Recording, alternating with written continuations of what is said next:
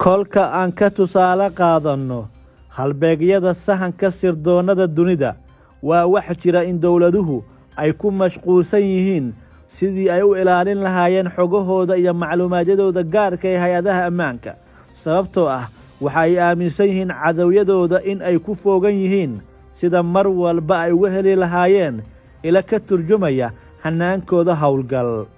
marka laga hadlayo dalalka qaar ee qarnigan waxaa intooda badan ay dib u habayn ku sameeyaan hannaanadooda gaarka ah iyagoo weliba ka faa'iidaysanaya horumarrada tiknolojiyadda casriga ah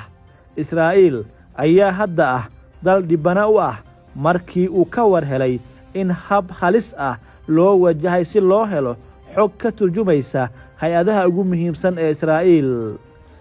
hannaanka gaarka ee ruclaha ah ee loo garan og yahay istraafa ayaa la aaminsan yahay in loo isticmaalay in lagu basaaso xubnaha milatariga israa'iil iyadoo dabcan lagala soconayo dhaqdhaqaaqooda saldhigyo ciidan oo weliba qarsoodi ah kuwaas oo la tuunsan yahay in ay ku yaallaan meelo kala duwan waxaa la xaqiijiyey macluumaadyada ku dhowaad ilaa 100 sargaal oo ka tirsan ciidamada israa'iil iyo xitaa saraakiisha difaaca oo ay ku jiraan magacyada sawirada iyo dhaqaaqyadooda ayaa waxaa gacanta ku dhigay dhinacyo saddexaad sida la aaminsan yahay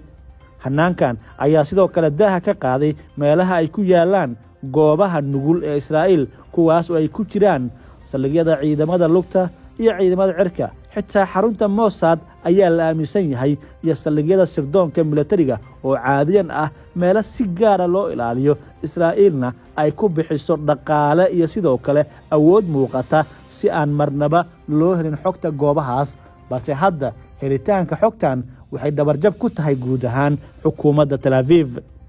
aaladaha raadinta abka ayaa dadkan u sahashay inay xogahani ogaadaan gaar ahaan marka hannaankan la saaro orodka ruclaha ah amaba qaybta baaskiilka daldaloolkan ayay markii dambe ka war heleen kooxda isha furan ee israa'iil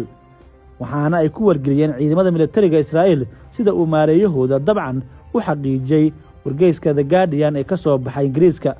waxaan la xiriirnay ciidamada ammaanka israa'iil isla markii aan ogaanay xadgudubkan amniga kadib markii ay ogolaansho ka heleen ciidamada ammaanka si ay u sii wadaan hawsha waxay la xiriirtay istraafa oo abka iska leh waxaana ay sameeyeen koox wax ka qabata arrinta tan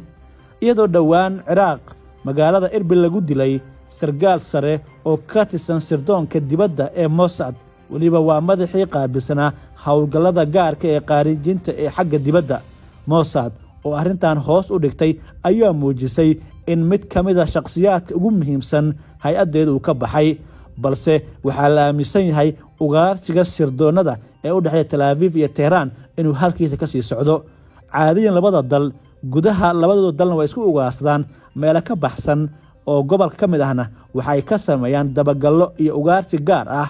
Turkiga ayaa mar laga war helay inay noqotay xarun ay Israa'iil iyo sidoo kale Iiraan ay isku eryadaan oo xubnaha qaar ay isku qorsheeyaan sidii ay isu qaarijin lahaayeen